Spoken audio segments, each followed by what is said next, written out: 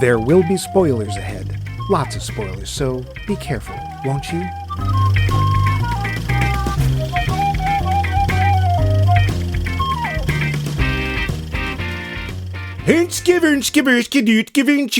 To Max American Movies. Series. Oh no, a giant monster. The movie Troll. Giant monster. Max. Levine. Max. Pork. Ha! Ho! Ho! Münske Mike, Hünske loose. Hünske höve hede beauty. Ho! Ho! Ho! Ho! Oh, the fun we have. For those who don't speak flawless Norwegian like I do, this week's film... Uncanny. Isn't it? I took a long time to learn that language. Like a native. It's totally like a native. Actually, they speak really good English over there. I know, I've been there. They do. But if you don't speak Norwegian like I do, this week's film is Troll, a Norwegian giant monster movie. Oh, yeah, that's Max and I'm Mike. But first, hi, the answers to our giant poll question. Last episode, as you may recall, we asked what kind of movie monster can you just not take seriously? Oh, there were answers, there were. So let's get there. If there's one of our listeners that knows a thing or two about giant monsters, it's that snowbound walrus pilot, Vince. He wrote us via the website, quote, "When I was a kid, I went to the local cinema to see Godzilla vs. The Thing." Ooh. Another name for the film was Godzilla vs. Mothra. Oh. As Mothra was a giant moth. Okay. Even recent... Huh? No. I was just going to... you were going to say something. I was just going to think... was it Godzilla versus Ben Grimm? Or even versus Kurt Russell, but that's fine. Or you Thing from Another World, you... Who would I bet on, Godzilla or Kurt Russell? That's a tough one. Boy, that's that would be a fight to see. Continuing with Vince. Hi, Vince. Even recent attempts to redesign her as a badass creature, she is still a giant moth. Yeah. I just can't buy into that and never could. I keep waiting for the Japanese military to light a ginormous candle for her to fly into and die in flames, or trap her in a giant wool coat and send it to a giant dry cleaner. I even think the smog monster was a better idea, end quote. Wow, a vote for the smog monster. Save the Earth. That is a slap to old Mothra. Thanks, Vince. Oh, and by the way, boy. we reach. Herbert. Hey, you're the Herbert.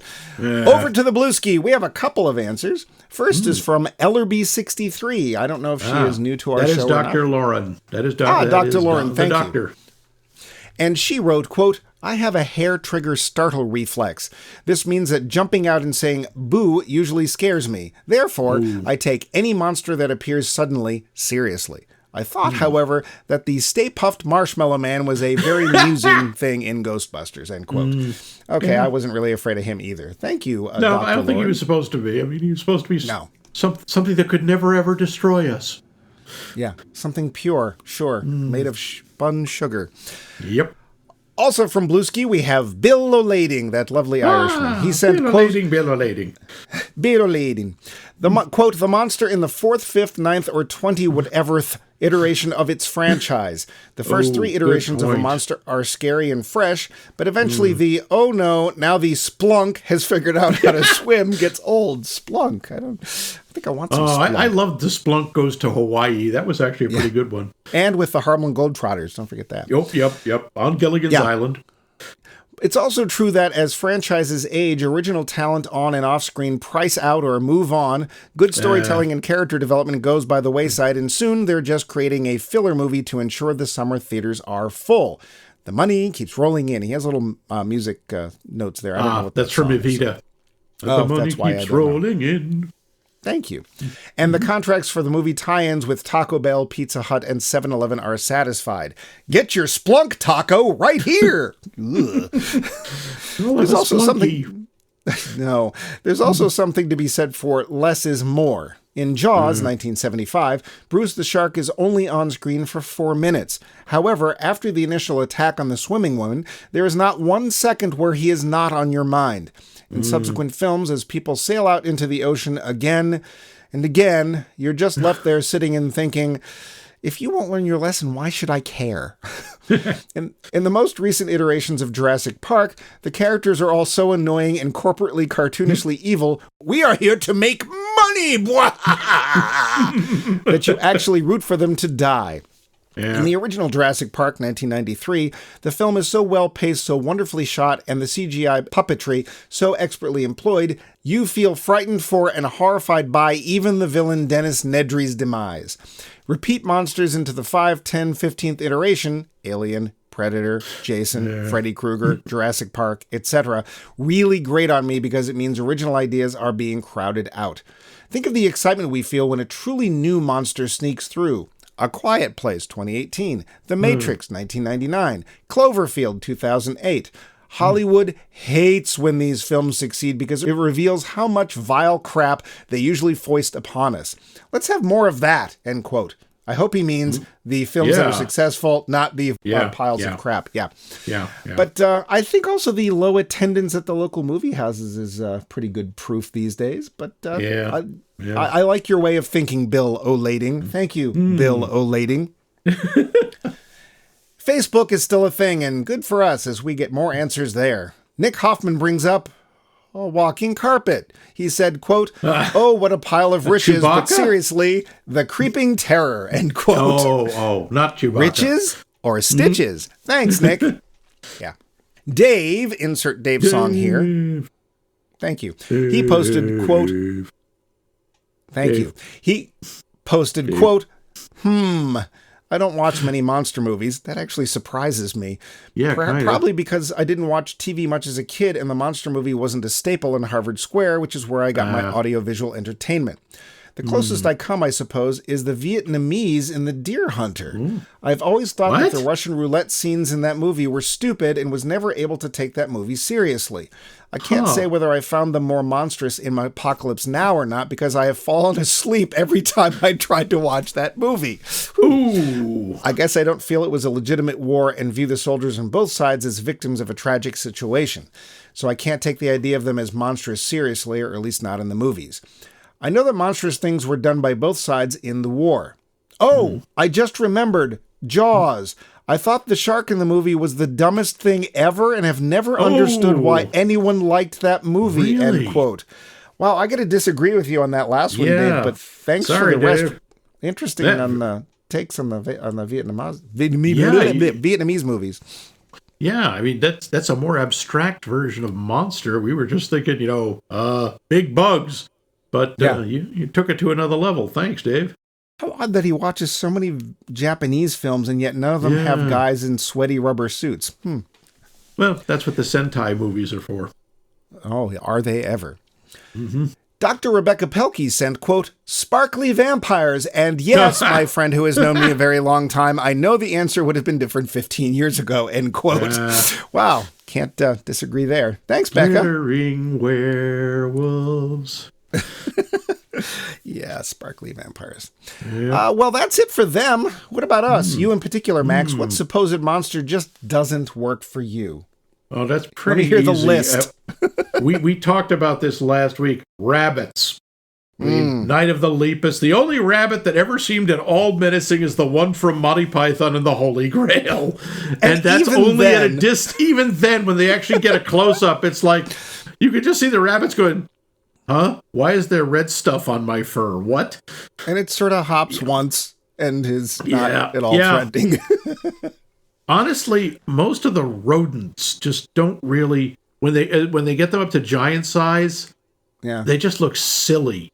It's very hard to do. When they're small, I mean, the whole thing of the swarm of rats attacking is disturbing. Yeah. But it's very hard to take giant rodents at all seriously. Well, that's because there tends to be a lot of gripping and rolling. Yeah. And the thing is, up close, they're mostly like, food? Yeah. It's just not that scary. Very expressive. Rats don't have a good range as actors. Let's put it that way. Racist. Wow, lumping all rats together. That's just great. Sure. You're an anti-ratist. I don't like them in my house, I'll tell you that. Oh my God! Next you'll say you don't like them in your neighborhood. Oh, they should. You don't want them in your schools or your supermarket. Okay, wait a minute. Rats, Max, rats. Yeah, this is a problem. 1,000 nuns and orphans, Max. That's not so bad. They're all eaten by rats. Oh! So, I did like Ratatouille. What about you? What's a monster you just can't take seriously or get scared by? I mean, Night of the Lepus is certainly in there because they're bunnies, whatever. And again, we pointed out, yes, rabbits can fight, and they make generally one sound, and they tend to make it when they die. Yeah, it's usually violent. Very human-sounding scream. Yeah. Yeah, but I don't particularly, giant rabbits doesn't really, There's a movie called The Giant Claw, which has one of the worst monster puppets in it ever. Oh, God, is that the bird? Yeah, a bird as big as a battleship. Oh, and God, that thing. You can see the strings, and it's just really bad. It looks like a rubber Max, turkey I'm surprised vulture. you didn't pick this one. Our all-time favorite, really cheap, lousy, in no way comes off as scary or believable monster. The one that is Roman. Robot monster. A gorilla suit with a porthole on its head. Yes. But Roman is not a monster. He is misunderstood. Sure, whatever. And he wants to be like the human. Yeah, and then after the 90 minutes of boredom, we have to have somebody go, it was all a dream. But all films lead back to robot monsters, so we have to give it that. Yeah. We proved this. And that is all great. And we thank you for your answers. They really brighten up our little show. But for nexties, how about this? What do you think is the most effective movie monster? Ooh. Which one gives you the heebie-jeebies every time? Let us know which and why. We'll tell you how when this is all nearly over. Next up, it's the facts. Troll. Budget. Supposedly 30 million, which all things considered was chump change. Yeah. Take. Well, this is a Netflix-released movie, so there's no way to really know. Yeah. But apparently, it was watched over 75 million hours in its first week alone. That was it didn't feel that long. No, 75 million hours watched by different people, Max. It's okay, but that still wouldn't change the length of the movie. If you would like to help co-host a talk show, then by all means, write us at maxmikemovies.com. But yeah, anyway, it was popular enough for it to get a sequel. How do you know I'm replacing you? Oh, it did? Yes, it did. There is a Troll 2. But we're not watching that this week. Oh. Was Wilhelm Norwegian? He might have been, since his damned scream does indeed show up in this film. Oh, dear. Yeah. This movie was indeed shot all over Norway. Locations include Herskebirske, Burdebude, Burfeduge, and Vumbedumbe. Oh, it does not! Really, pretty much the places You're they list lying. Is where they shot it. I'm not pronouncing these. They have those O's with the slashes through them. I don't know what to do with that. Yeah. They're pronounced Plimnowup. It's pretty easy. If you're a classical music fan, you will note the brief use at the end of the film of Edvard Grieg's Hall of the Mountain King, which is part of the Peer Gynt suite. We'll come back to that. Mm-hmm. When are extras not extras? When they're actual civil defense folks asked to stand in as themselves at various locations. Oh, wow. In the trivia, they used the word conscripted, so I kind of hope they weren't ordered to be in the movie, but whatever. Yeah. In a blink and you'll miss him role, I know I did, we have the outrageous O'Connor himself, Billy Campbell, playing a character named Dr. Secord. Does that name sound familiar? That's because Cliff Secord was the name of the Rocketeer, a character Campbell also played. Oh. The screenwriter was a big fan of that movie, so named the character after Campbell's previous role. Didn't notice him, did you? I totally did. He was the blonde girl with the glasses, right?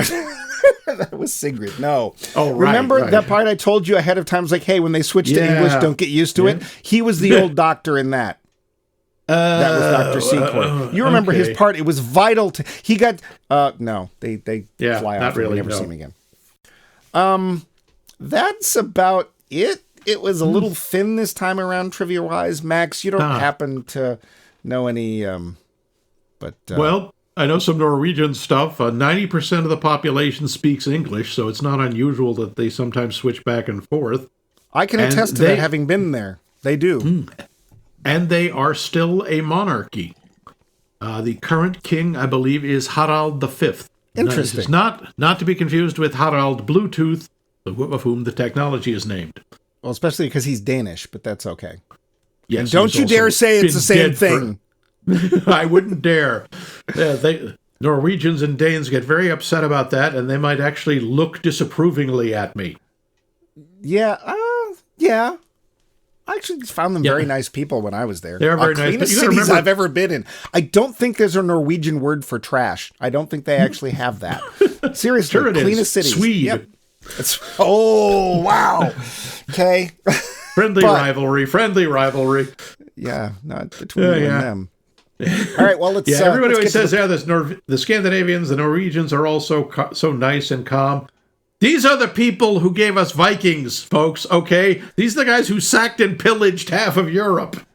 By the way, in the movie anyway, they pronounce it Viking. Viking, yeah. Yeah, well, they're wrong. Doesn't just because they invented the word? Well, they weren't the only ones to go off and pillage things. Come on. That's like the French with Wi-Fi. Well, yeah, Wi-Fi, and damn it. WEP. How you doing, partner? WEP. Okay. Let's get to that plot.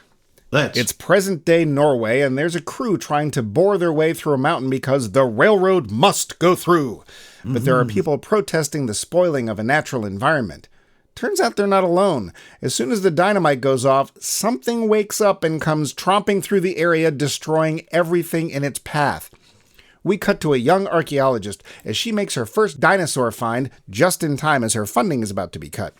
She starts to celebrate, but is suddenly whisked away by a government helicopter as she's desperately needed by the Norwegian government so she can tell them what the hell has attacked their train tunnel site. Evidence is viewed and... Wait, is that a pair of giant arms and hands in the blurry footage? It can't be a troll, can it? See, Dr. Nora Tiedemann's dad was a big troll hunter dude that most people thought went insane. But what if he was right? Deciding to cross that wacky bridge, Nora and her hangers-on Andreas and Chris fly off to Crazyland to talk to Dad and show him the evidence. Yup, that's a troll, all right, he says, and now he's on the team. The troll is making its way to Oslo, but why? It's a thrilling race against time and a giant troll to see if they can either stop this natural disaster or try to understand it. Which side will win? And is there a win when all is said and done? There's only one way to find out. The best is yet to come. It's my way or the highway. Or maybe we'll just get to... The film. So, Max. Yeah. This is a Netflix film. It's only been out a couple years. I think, or 2022. I guess it's been out for 3 years. Mm-hmm. Had you seen this before? I had come across it, but I don't think I watched it. In fact, I know I didn't. Oh, I knew of it too. Quite honestly, the trailer made it look too scary. My main thing was I actually saw, I think it was Troll Hunter, and I kept getting it mixed up with that. And Troll Hunter is kind of slow, but also I watched it at 3 a.m, so I don't actually remember much about it. Oh, so it was slow, and so were you. Yes, exactly. Yep. But I had not seen it. I was very disappointed to find that the troll in it did not have a big shock of pink hair and a little jewel in its belly button and a creepy-ass expression and its hands held out at this side. Those things were horrible! Yeah. See our entire episode on the movie Trolls, which I think was part of the You Can't Make Me series, but yeah, probably. I remember those dreadful little plastic troll things. They were around when I was a kid in the gumball machines, and they were a thing. But we didn't I don't think we even knew that they were Scandinavian. They were just there. Yeah. But this is a film that's dealing more with actual cultural references for Norwegian mythology, stuff like that. So now this film is 95% Norwegian. Which means that the actors are 99% Norwegian. And it's always a little hard to judge if people are acting as well as they could be because we don't speak their language. That being said, I think in general, I didn't really have a problem figuring out how people were emoting and stuff. So I think we actually can discuss the top few people here fairly well. Yeah, I think so. We have... now, pronouncing their names, that's another story. Sorry, folks. So... Ina Marie Willman, who plays Nora Tildeman. She's very earnest. They said Tiddeman many times. Actually, that's the thing. Some of the names were pronounced different ways by different people. So apparently there's different accents. Might have been regional dialects. Yeah. I'm from southern Norway. So, yeah, ufte. I found her very earnest. I thought she was very convincing. In a non-traditional way, I also think she's just stunning. I mean, God, you look at her and you go, yeah, she's Scandinavian with those cheekbones. Yikes. Well, and I like the relationship she has with her dad. I think that's actually pretty cool. When they're together, there's a definite chemistry. Yeah. And so for what we can tell, I think she worked out pretty well. Next, we have Kim Falk, who plays Andreas. Now, Max, are you Team Andreas or Team Chris? I honestly would go with Team Chris because obviously Andreas belongs with Sigrid. Yeah, I didn't even think about that, but Chris showed up and it's like, oh yeah, that's a Viking face. If I've ever seen a Viking, it's trimmed, but that's a Viking face. I have him written in. Enter Captain Love Interest. I mean, Chris. Yeah. Well, Kim Falk, he's the ostensible comedy relief, I would say, of the film. And I think he actually is nice. He adds just enough humor that we don't get bogged down with it being too serious or taking itself too seriously. And I like his little geek stuff, especially the stuff with Sigrid. And we'll talk about the pop cultural references later, because there's a bunch of those. Quite a few. Then there's Mads Sjørgaard Petersen. Or Pedersen. They pronounce it Petersen. I found this. It's well, let's face it, Mads Sjørgaard Petersen has never made a bad movie. Is this his only movie? I don't know. I don't know who he is. I can barely say his damn name. He's fine, Team Chris. As Chunk Squarejaw. He's been in known for 4 films. Actually, he's worked quite a bit. Looks like a lot of TV stuff, probably mostly in Norway. I like him because he could very easily have become the grim army guy that we have to not like. I just want to kill them. I want to kill. I want blood and gore and veins in my teeth. Yep. He also could have ended up being the government heavy, that kind of thing. Yeah. And he actually kind of softens up, and it's also pretty obvious that he's got a thing for Nora, although he never really acts on it. Yeah. I like Chris. I was Team Chris, too. Okay. Then we have Gardby Eidsvold, who plays the dad. Man, what a great face he has. He has a terrific face. A lot of character, a lot of expression. I'm sorry, he's a little generic, I think the character is. Like, they all laughed at me at the academy. They said I was mad. And it turns out everything I ever said, even all the really crazy stuff and the fact that I don't wear pants, is all right. Are you saying we can add a square to our bingo card? We can indeed add a square to Monster Bingo. He's not a scientist, that's the one thing, but he is a professor. And he was a folklorist. And he was right all along. Yeah, I don't know. He's got a really expressive face, and I really there's a sense of wonder and mischievousness to him that I really liked. He's only sort of crazy for a short period, and then quite honestly, he spoiler, he got better. Doesn't make it through the film, let's put it that way. Yeah. So, by the way, I appreciated that, honestly. Because he does get killed. Yep. The troll swats him across a field. But it's an accident. Too often in these... It is. The troll freaks out because he's being shot at. Well, he turns and his tail hits him. Yes. Well, trolls have tails. That's a thing. By the way. Yeah. Like, clams got legs. But, clams got feet. There's too many times in movies like this where you see people hurled vast distances by something, and they're just, get up, brush off. Oh, I ate. No, you have massive internal bleeding and organ damage. You mean like Uncle Billy you hear off camera? I'm all right. Right. Exactly. No, you're not. No, you're not. Yeah. Next up we have, Anneke van der Lippe, who plays the Staatsminister or the Prime Minister. Yeah, I liked her. She does a good job. Yep, utterly believable. I also like the fact that they had a woman prime minister. I don't know if that's actually a thing in Norway or not, but it was nice to see, and nobody was going, in Iceland. You're a good prime minister for a lady. Yeah. With girly parts. Yeah. Oh boy. Fritjof Saheim, I'm taking a weird guess, as Forsvars Minister Frederick blah, blah, blah. I think he was the bad guy. Yeah, he was kind of the government. Oh, let's just blow him up. I don't care about collateral damage or killing civilians. Blah, blah, blah, blah, blah. I want votes, nothing but votes. And of course, nuclear weapons is another point on our card, because nuclear now, weapons... we don't know they were nuclear weapons. They were just very powerful missiles that had never been used, and they don't officially have. Yeah, they were nuclear weapons. Nuclear weapons. Who are we kidding? Definitely a square on our giant monster bingo card. Then we have Dennis Storhoy, and he was somebody, and I don't remember who he was. He was the general. He was the big military. Oh, that's right. He was fine too, and I actually like the fact that he's like, I don't think that nuclear weapons are really a good idea. Maybe we shouldn't. Okay, so. And then, of course, Billy Campbell as Dr. David Secord, who's there for literally 10 seconds. Yeah.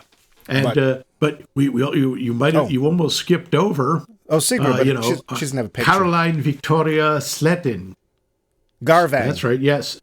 Yeah. Slegarvang. Sorry. Yeah. The reason there's no picture. This was her first movie. Her only other movie is Troll 2. See, there you go. I told you there was a sequel. Yeah. She was fun. I liked her. There's one point where I literally was like, go, Sigrid, go! And she plays the nerdy, she's got the glasses and stuff, and she plays the nerdy Star hacker. Trek. To the best of our knowledge, because it's in Norwegian, she doesn't actually say, "Oh, you mean?" So I respected that. I do like that when she hits the firewall, she's like, "You shall not pass." One of many, many odd pop cultural references from not Norway. But, so as best as we can tell, it being in Norwegian, that it was a solid cast. Yeah. And when you've got a giant monster movie, you either have people playing it too seriously and that just gets silly, or you get people playing it too goofily and it gets too silly. And I think that they kept this, well, we'll see. They walked the line well, I think. Yeah, I think so too. So we start the film and it's rated TV-14. What the hell does that mean? It means you can't watch it on any television older than 14 years. I don't think that's what it means. I'm almost positive it is, and you can't prove me wrong. La, la, la, la, la. I believe I can. Anyway, moving on. It's a weird rating. Here, if this was in a theater, I guess it would be PG-13, but if so, it's only for the violence? I would think it'd just be PG. There's no blood. No, not really. There's a tiny little bit, but it's negligible. Even when Dr. Tobias dies there, thankfully it's mostly internal, so we don't see him all cut up and stuff, so it's fine.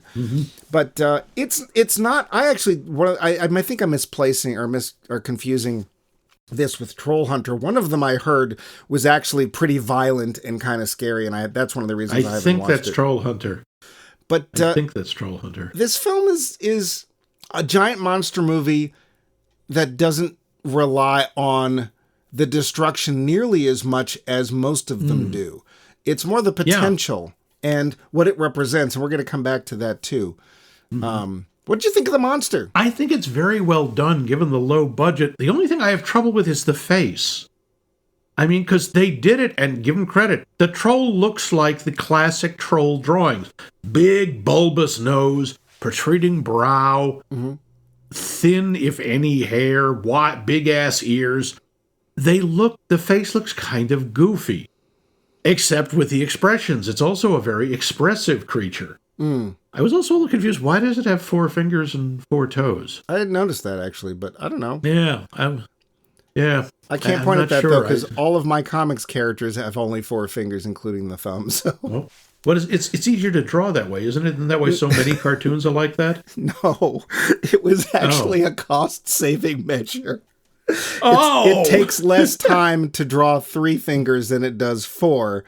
So back in the early days of animation, if you look carefully, there are a very few instances where Bugs' hands have the 4th fingers, but usually when he's playing piano or something like that. And very, very early animation will have 4 fingers, but all the Disney cartoons, the Looney Tunes, all that stuff, the characters all have only 3 fingers and a thumb because it was that much less time. It took less time. Okay, fair enough. Yeah. But apart from and even the face begins to work after a while because they're very clear that this is a creature out of mythology. Right. By the way, I would like to point out, I'm not sure about Norway, but in Iceland and a lot of the Scandinavian countries, they believe in trolls. Yeah. They think they're real. Interesting that you should bring that up. So Dovregubben, or Troll Palace, was a concept written by Henrik Ibsen in his play Peer Gynt. And it inspired Edvard Grieg to write his Peer Gynt suite, which includes Hall of the Mountain King. The idea is that the trolls had a palace in the Dovre Mountains, as seen in this movie, and that they lie in wait for the day they can once again come awake and wreak vengeance on mankind.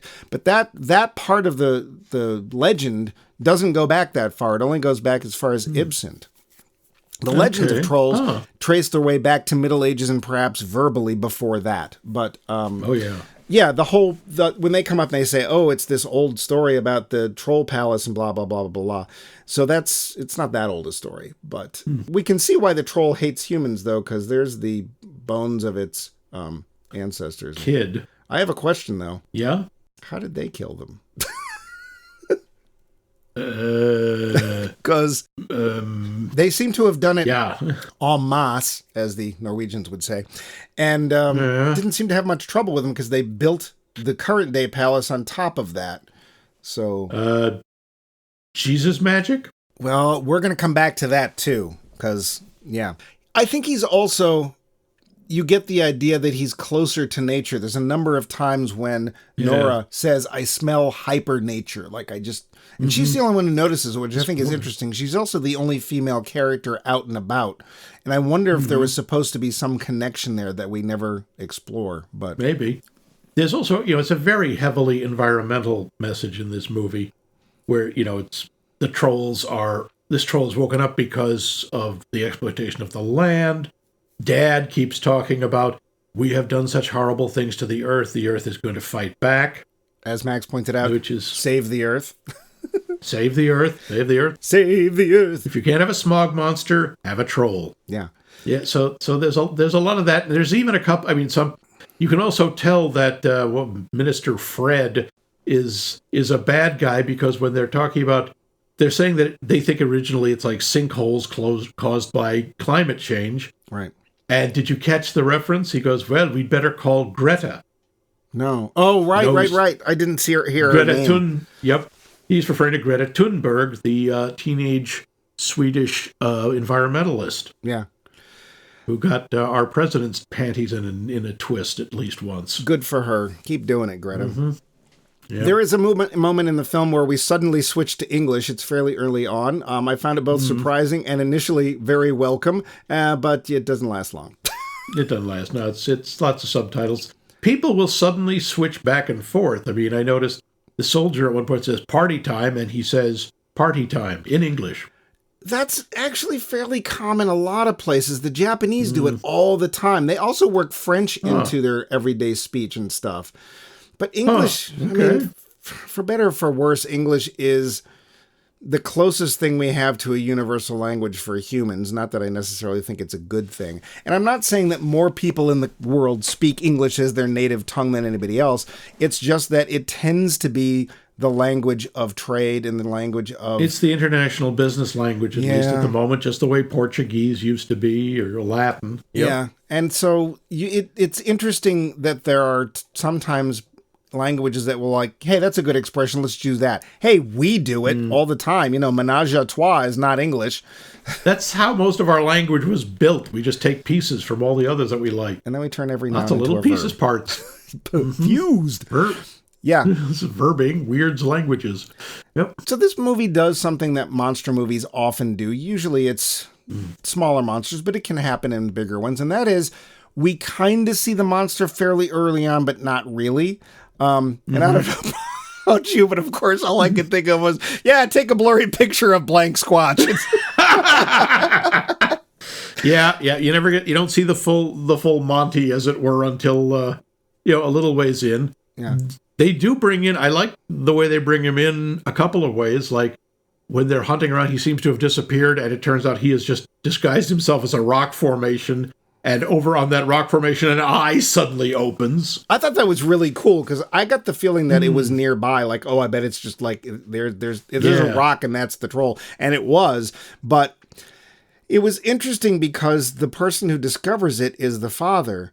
And the father does his best to try and reason with it and talk with it. And it seems to understand him. He tries to do a troll whisperer thing. Yeah. Sure. And I said... on top story tonight. Yeah, that's and he believes, he doesn't think it's evil. He thinks the troll reputation, it's very human centric. We've made them out to be greedy and stupid and mean. And it says it's not. Well, apparently they used to vex people by riddles sometimes. That's one of the things. Sometimes. Well. Oh, yeah. But we do, however, have to check another bingo card box because as soon as we get to the point where they wake up the troll, we have the "they tampered in God's domain" bingo box. Yeah. Because that's probably the number one reason for giant monsters. But I love it when we get the footage. I don't know if because when we see the footage the first time as the characters see it, and I'm sitting there watching it, it's like, was that an arm? Yeah. I think that's really well done. It's like, oh, look, rubble. Wait a minute. What the hell was that? Yeah. And it's not, I like the fact that they can't go, oh, it's obviously just this. We'll say it's a natural disaster. There's an arm, dude. But of course, the nuclear missile guy does that. He's like, well, we don't know what it is. It could possibly be gas pockets or blah, blah, blah. Dude, it has fingers. Gas pockets don't have fingers. Not usually, no. Yeah, and it killed all those protesters, but Yep. One of my favorite parts, just for humor, and it wasn't, I don't know if it was meant to be humorous or not, but once it's finally been captured on video and has been released, we get the little snippet scene of news stories around the world, and about half an hour after I made the note watching the film, they have a clip of a Japanese news show saying, oh, blah, blah, blah, blah, blah, Norwegian Godzilla, blah, blah, blah, blah, blah. Yep, I have that too. I said, well, somebody said it and it wasn't me. Okay. So, yeah. What did you think of the cinematography? I think the cinematography is really good. Yeah. They first off, you one thing you look and you go, wow, Norway is frigging gorgeous. It really is. And Oslo looks like a really nice city. I mean, visit Oslo, now 100% troll free. I'm guessing it's probably more than doubled in size since I was there in 85. Man. But it was a very nice city. Taking the trains up into the fjords, a friend of mine, our friend Matt, and I stayed in a fjord. And sadly, in the morning, you could only see 3 of the 5 waterfalls. You had to go and hike around to see the other 2. But it is a very pretty country. It's parts of it, though, make me go, people lived here? Because it's, shall we say, not accessible. It's rough terrain. Although, to be fair, they have built train tracks just about everywhere. One of them, a place that I've been to, is a place called Finse, which most people might know more as Hoth, because it's where they shot the snow scenes for Empire Strikes Back. So yeah. I will say big it does signs for AT-AT crossings. Don't stick your foot out. I will say it does suffer from a common malady of high budget science fiction films of our day, and that is the leaching out of colors and leaning towards the blue side of things. I have a feeling that's part of it. Makes it easier to make the thing look realistic. You don't have to use the entire color spectrum. To be fair, the troll can't come out in sunlight. That's a thing. So it has to be overcast, which is not an uncommon occurrence in Scandinavia. Yeah, I have a problem with that, by the way, because as they establish, one of the things that hurts it is ultraviolet light. Cloud cover doesn't stop ultraviolet light. That's how you can get sunburned on cloudy days. It would still have bothered it. Well, I would like to counter with, Yes. When they come up with the plan to take down the troll, which I not only didn't see coming exactly, but was absolutely delighted when they did, they basically found as many tanning beds as they could find. Yep. And they aimed them around the troll. The troll was not killed.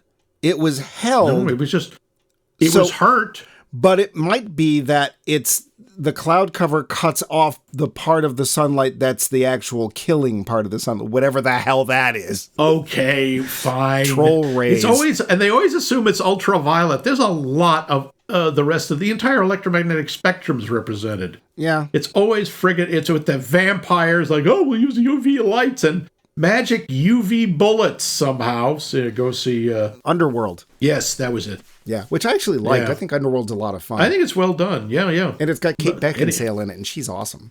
Yeah. Oh, yes, and also, is, especially in that outfit. Who's that British actor? Bill Nighy's in it too. Bill Nighy's in it. Yes, Bill Nighy's not awesome in everything, so who cares? He's great in everything. Anyway, yeah. I also like when he attacks the troll park. Oh, you mean Norwegian Disneyland? Yeah. Because there's like a big fake statue of a troll, and there's like, I don't know, Timmy the troll mascot walking around. Yeah. And that's also where we find out that maybe he's not as much a monster, because even though he's knocking the helicopters out of the sky, he catches one before it lands on a small ginger boy. Who I was sure was a girl until they said, no, his name's Victor. It's like, oh, okay, boy, if you say so. Well, he's going to rock that whole Viking hair thing when he gets older, I can tell. Yeah, that was the weird part. It's like that to me confused what the troll was and what was meant to represent. Well, let's get here. He doesn't mean to step on people. He's just lonely. Even giant trolls get lonely sometimes. Well, he wants to wreak vengeance for what was done to his family. And of course, once I actually did like this part. Once what's her name, Nora and Andreas they're invited into the palace of the king, and they're shown the Queen's car collection so they can pick her favorite car, which is a Chevy pickup truck. They think the only way to lure the troll to where they needed to go is to take the skull of what was obviously a baby troll, put it on the back of the truck. And probably his son. Or daughter. Because they say he was very likely the troll king. They basically go nanner boo boo, and then there's a big car chase throughout Oslo so they can get it to the troll park. I actually find that pretty funny, and they don't take it too long. It doesn't go on too long. We do also get another checkbox for the bingo card, and that is the bullets won't stop it, because of course they won't. Yeah. And it's made of earth and this stone. thing has a major healing factor. Well, it's made of earth and stone. You see it get wounded, and the wound just closes up. It's barely even a wound. It doesn't bleed. If it did, I guess it would be blue. But yeah. One of the other things they figure out, and this is where I wanted to get to the metaphor. I can't tell if the troll is meant to signify nature or what, but we get this where they find out that, what is one of the things that the trolls used to do? They used to throw rocks at churches. What is it about churches? The bells. So then we literally see a squadron of Bell helicopters. Yes, that is a brand of helicopter. Huey bells, yep. With church bells, and of course it's doing its Quasimodo thing. The bells, the bells. But I wondered if there was some kind of anti-Christian thing going on here. I don't know about anti, but they do talk a lot about that. The fact that what destroyed the trolls was the Christianization of Norway. Yeah. Because, the Bible says, thou shalt not suffer a troll to live, apparently. It's Ecclesiastes 1577 or something. I don't know. Yeah, sure. Sure it is. Yeah, and there's a whole thing about they can smell Christian blood. In my notes, I have, quick, get out the Jewish irregulars. Well, that's why Chris has to be so careful. Yeah. Well, like, wow, huh? So I've seen this theme before. There was a book I read called The Mists of Avalon, and it was about... Oh, yeah. You've read that, haven't you? Sure. Yeah. Yeah, Marion Zimmer Bradley. That is a dense book. Really good. It is. But boy, is that a dense book. And it's not a weekend read. No. That's like a 6-month read. There is a definite theme in there about how the approach of Christian religion is putting a literal stop to the quote-unquote pagan religion and the lands of fairy and the used to intertwining that they used to have. In fact, there's one point, I think that the island of Avalon, there is a gateway to fairy there, and it's getting harder and harder to get through, especially because there's now a church and its bells ringing. And I got the impression that this was sort of a message about the globalization of culture and the lessening of local culture, but it's not particularly clear in the film. So I can't quite tell if they're trying to... Did you think they were trying to go for that? I thought they were going more for the old world versus the modern world. But I think they were also going for the idea of the intolerance of Christianity for anything that competes with it or that it sees as competition. Yeah. And we see this a lot. We see a lot of fantasy movies where it's the church shows up and starts messing with a bunch of people who are pretty much just living their lives and not bothering anybody. But yeah, I think there's I don't know about anti-Christian, but there's definitely a thing of let's not discard the past. The old ways may be different, but there's still sort of a dignity and a beauty to them. I mean, the very end of the movie, spoiler, Nora decides that that they shouldn't kill the troll. Yeah. And she turns off the UV lights a little too late, because then in a very rare occurrence in Norway, the sun comes out. I disagree. The sun rises. Yeah. I've seen it. And it kills the troll. Right. There is a sense of loss at the end there. And it definitely is. Let's face it. One of the other bingo cards I have is, oh, it's big, we must kill it. That's pretty much the reaction of humans in any giant monster film. And there is a feeling of loss. And then, of course, they have to cut to the train tunnel, and we hear the sequel waking up. We get the mid-credit. Yep, that's right. Sequel bait, 2-3 days old. Yep. Yeah. The funny thing is though, for a message about modern day world versus old world, encroachment of one culture on top of another, we have a lot of American pop references going on here. Yeah, there's quite a few. A lot of Star Trek. A lot of Star Trek. Lord of the Rings is British, not American, but that being said, blah, blah, blah, blah, blah. There was a Ramones reference at the end. One of them literally says, hey, ho, let's go. Let's go. And I was like, why didn't you use the song? That's a perfect cue for the soundtrack. It was just so weird to see them quoting the Ramones in a Norwegian giant monster movie. Yeah, but okay, sure.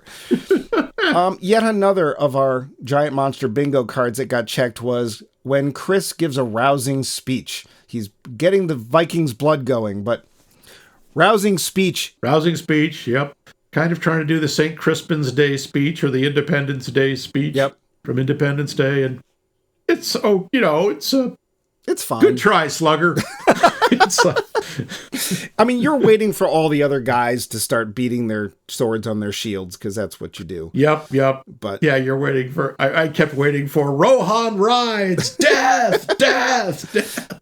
Ride to ruin and the world's end! The problem is that it's very rare that those rousing speeches really work. They work in the movie because the actors are told they have to. Like, okay, you're going to look really inspired after he says this.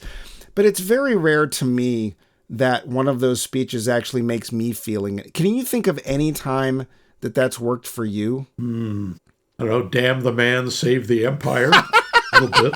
I thought his name was Warren.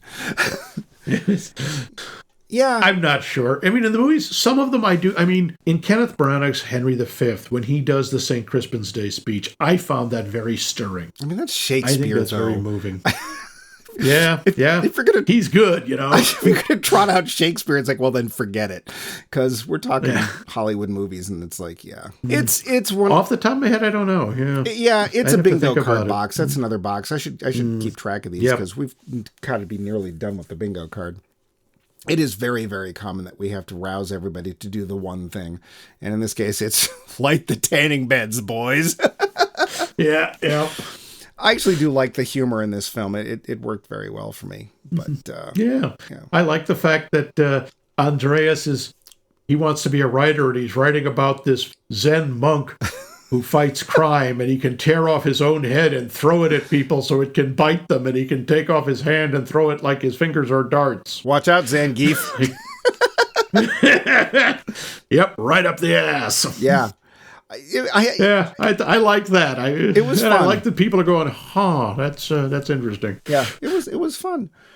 I don't know. Do you have any more notes you want to get to before we pass judgment on Troll? Well, I keep wondering if Sigrid got court-martialed for punching Minister Fred in the eye. I hope she didn't, because the general smiles about it. I was going to say, he kind of gives her a wink, so I was like, yeah, I kind of want to do that too. Yeah. So I don't think so. He's not in the military, so he's not an actual officer, so she's fine. He had a tie. If you have a tie, you're not in the military. I do notice that the main events happen in Oslo and Lillehammer, which are two of the only Norwegian locations Americans might have heard of after the Winter Olympics were held in Lillehammer. I wasn't able to find, there was very little trivia. I wasn't able to find if this film was done specifically for a foreign market. My feeling is not, because it's not in English. I don't think so. So yeah, and it's very, very Norwegian-centric. Well, and they're all, you remember, there's no all those other towns like Hundskever and Bafadaga, Rudeby. Yep. So, yep. I don't think so. But yeah, I think that's about all I got, I think. The finish. So, Max. Yes. Troll. Giant monster movie. Takes place in Norway. It's fairly recent. What'd you think? Yeah. I think it's actually, for a giant monster movie, it's surprisingly good. I mean, once you get past the fact that, no, it can't move, 150 feet tall, come on. I mean, admittedly, that's not Godzilla scale. He's closer to 300. It depends on the Godzilla film. True, he runs anywhere, I looked that up, he runs anywhere from 160 feet to 320 feet. Tomorrow, he gets taller. Depending, of course, if he's wearing heels or flats. God. Yep. And some of them he's just wearing kitten heels, so it doesn't really add that much. Whatever that is. Oh, you're bad at being gay. One of these days I'll figure it out. Yeah. But I think I like it. I think it's well done. The pacing is really good. The performances are solid. Cinematography is good. I don't think it drags at any point. You know, once you do the suspension of disbelief about the troll, most of the rest of it works just fine. And I think they're smart bringing in, no, this isn't a science thing. This is more magical. This is mythology. So it doesn't have to make quite as much sense. No. What about you? What'd you think of it? I thought it was fun. I enjoyed it. It's a giant monster movie, which you'd think this is not going to, in the present day, we've seen this 10,000 times. Guy in a suit steps on HO scale train sets and blah, blah, blah, blah, blah. I enjoyed it. I was a little bit confused on the message, because when the monster die, everybody cried. No. Was the giant troll meant to be a symbol of loss of innocence or identity or wonder? I'm not sure. I think, again, it was the loss of something ancient, the loss of a tie to the past. Yeah. And I didn't quite understand the whole, well, we built this palace on that palace because that palace was actually off in the mountain. But that being said, I liked the monster. I thought it was well designed, and I liked it going, and I didn't understand when it was like, I'm going to kill everything, except that little kid there. I like him. I'm going to save him. Except these kids. It was fun. Yeah. It wasn't too long. It was well paced. The cinematography is great. I will say, having been there, Norway is gorgeous.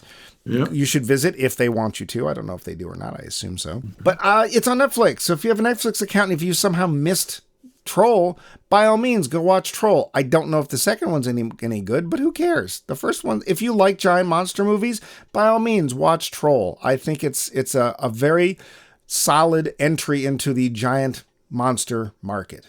Okay. But what else is a solid entry is this week's poll question. Our poll question this week is, what do you think is the most effective movie monster? I'm not even going to say giant. It can be any size you want. Let's not do microscopic, but to be fair, we get into diseases then. I don't want to do that. Yeah. So, most effective movie monster. And how can you let us know? Why? You can email us. I'm telling you, shut up. You can email us at maxmikemovies.com. go to our website, maxmikemovies.com, where we have all of our episodes. You can go back and relive the fun or pick up on the ones you've missed. We have pretty much a series for just about everybody, so find one you like and let us know what you thought, or an answer to the poll question, an idea for a series or movie that we should do, or even say, hey, this is my feedback about your show. We'd love to hear it. We occasionally make changes. Cheese Boy said, hey, guys, put this part at the end. You know what? I think he was right, so thank you, Cheese Boy. He was. Well done, Cheese Boy. You can find us on the following social media. You can find us on Facebook, Blue Sky or Bluesky, and Mastodon as Max Mike Movies. And if there is a podcast app out there, we're on there as Max Mike Movies. Hey, would you like to call us? Who wouldn't? Leave us a voicemail message. We will put it on our show. You'll be quoted across the airwaves. The number to call is 617-398-7266. That number again, 617-398-7266. But we're just at the beginning of this series of, oh no, a giant monster! Max, what giant monster are we going to see next week? Well, we're going back to the country that started it all. Really, well, no, that would be King Kong, but we're going to see a Godzilla movie, but not the original. We're going to see a different one, a one from another time, slightly more recent, at least I believe from this century. Oh. You know, but it's your typical Godzilla movie. There's aliens, there's mutants, there's aspects of the Matrix, there's almost every other movie monster you can imagine. Wait, what? There's a lot going on in this one. Matrix? And this is, this was actually, I was reminded of this movie by Vince. Yeah. So you can thank him for that. Maybe he liked it. Yeah, this was from 2004, and it is called Godzilla Final Wars. I bet it isn't. No, I'm sure it was something, Godzilla Cherry Blossom Pantaloons something. There's been plenty of Godzilla films since 2004. Every time they say, nope, we're done. Somehow, somewhere. There's nothing really final about this, but we do have to bring the big G in, and why not do it in I have seen this years ago. I have not seen it since. But I remember this one is just really over the top, even for a Godzilla movie. So how good were the drugs? Oh, I'm betting they were excellent. Well, but you'll find out next week. Final Wars.